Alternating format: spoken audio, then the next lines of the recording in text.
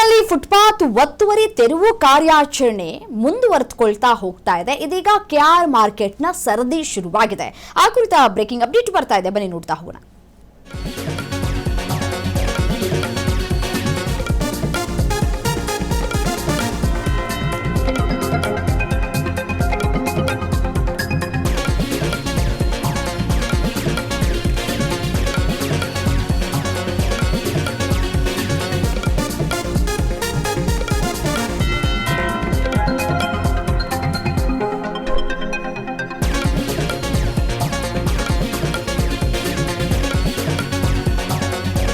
ಬೆಂಗಳೂರಿನಲ್ಲಿ ಫುಟ್ಪಾತ್ ಒತ್ತುವರಿ ತೆರವು ಕಾರ್ಯಾಚರಣೆಯ ಭರದಿಂದ ಸಾಗ್ತಾ ಇದೆ. ಕೆಆರ್ ಮಾರ್ಕೆಟ್ನಲ್ಲಿ ಮತ್ತೆ ಜೆಸಿಬಿಗಳ ಘರ್ಷಣೆ ಆಗ್ತಾ ಇದೆ.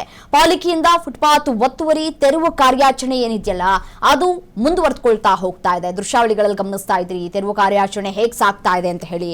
ನೋಡಿ, ಹೂ ಹಣ್ಣು ತರಕಾರಿಗಳ ಅಂಗಡಿಗಳ ತೆರವು ಕಾರ್ಯಾಚರಣೆ ನಡೀತಾ ಇದೆ. ಅನಧಿಕೃತ ಶೆಡ್ಗಳು ಅಂಗಡಿಗಳ ಮೇಲೆ ಜೆಸಿಬಿ ದಾಳಿಯನ್ನ ಮಾಡಿದೆ. ನೂರಾರು ಬೀದಿ ಬದಿ ವ್ಯಾಪಾರಿಗಳ ಬದುಕಿಗೆ ಇದೀಗ ಸಂಕಷ್ಟ ಎದುರಾಗಿದೆ. ದೃಶ್ಯಾವಳಿಗಳಲ್ಲಿ ಗಮನಿಸ್ತಾ ಇದ್ದೀರಿ ಯಾವ ರೀತಿಯಾಗಿ ಜೆಸಿಬಿ ಘರ್ಜಿಸ್ತಾ ಇದೆ ಅಂತ ಹೇಳಿ. ನೋಡಿ, ಪ್ರತಿ ಬಾರಿಯೂ ಮಾರ್ಕೆಟ್ಗೆ ಹೋದಂತಹ ಸಂದರ್ಭದಲ್ಲಿ ಈಸಿಯಾಗಿ ಯಾರೂ ಕೂಡ ಒಳಗೆ ಹೋಗಿ ಹೊರಗಡೆ ಬರೋದಕ್ಕೆ ಸಾಧ್ಯ ಆಗ್ತಾ ಇರಲಿಲ್ಲ.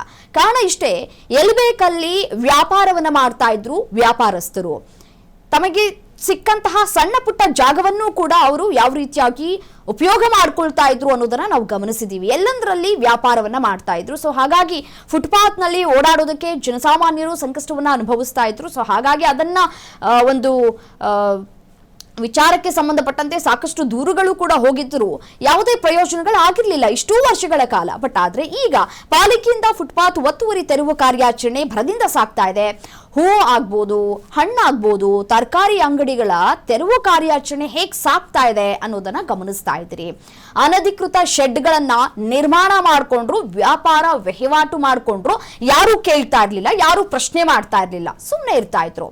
ಸೊ ಹಾಗಾಗಿ ಅನಧಿಕೃತ ಶೆಡ್ಗಳು ಅಂಗಡಿಗಳ ಮೇಲೆ ಇದೀಗ ಜೆಸಿಬಿ ದಾಳಿಯನ್ನ ಮಾಡ್ತಾ ಇದೆ. ನೂರಾರು ಬೀದಿ ಬದಿ ವ್ಯಾಪಾರಿಗಳು ಇದೀಗ ಸಂಕಷ್ಟವನ್ನ ಅನುಭವಿಸ್ತಾ ಇದ್ದಾರೆ. ಅವರ ಬದುಕಿಗೆ ಸಂಕಷ್ಟ ಎದುರಾಗ್ತಾ ಇದೆ. ಬದುಕನ್ನ ಕಳೆದುಕೊಂಡಿದ್ದೀವಿ ಅಂತ ಹೇಳಿ ತಮ್ಮ ಅಳಲನ್ನ ತೋಡ್ಕೊಳ್ತಾ ಇದ್ದಾರೆ ಕುಟುಂಬಸ್ಥರು. ಇದೀಗ ಅಲ್ಲಿ ವ್ಯಾಪಾರ ಮಾಡ್ತಾ ಇದ್ದಂತಹ ಕುಟುಂಬಗಳು ಕಣ್ಣೀರನ್ನ ಹಾಕ್ತಾ ಇದ್ದಾವೆ. ನೋಡಿ, ಎಷ್ಟೋ ಜನ ಟ್ಯಾಕ್ಸ್ ಅನ್ನ ಕಟ್ಟಿಲ್ಲ, ಒತ್ತುವರಿ ಮಾಡ್ಕೊಂಡಿದ್ದಾರೆ.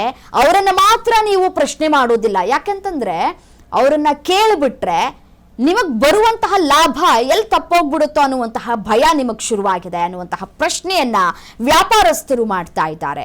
ಸೊ ಹಾಗಾಗಿ ಸ್ವಲ್ಪ ನೀವು ಆ ಕಡೆ ಗಮನವನ್ನ ಹರಿಸಿ ಈ ಕಡೆ ನಮ್ಮ ಜೀವನವನ್ನ ಕಟ್ಕೊಳ್ಳೋದಕ್ಕೆ ಅನುವು ಮಾಡಿಕೊಡಿ, ಪರ್ಯಾಯ ವ್ಯವಸ್ಥೆ ಮಾಡಿಕೊಡಿ ಅಂತ ಕೇಳ್ತಾ ಇದ್ದಾರೆ.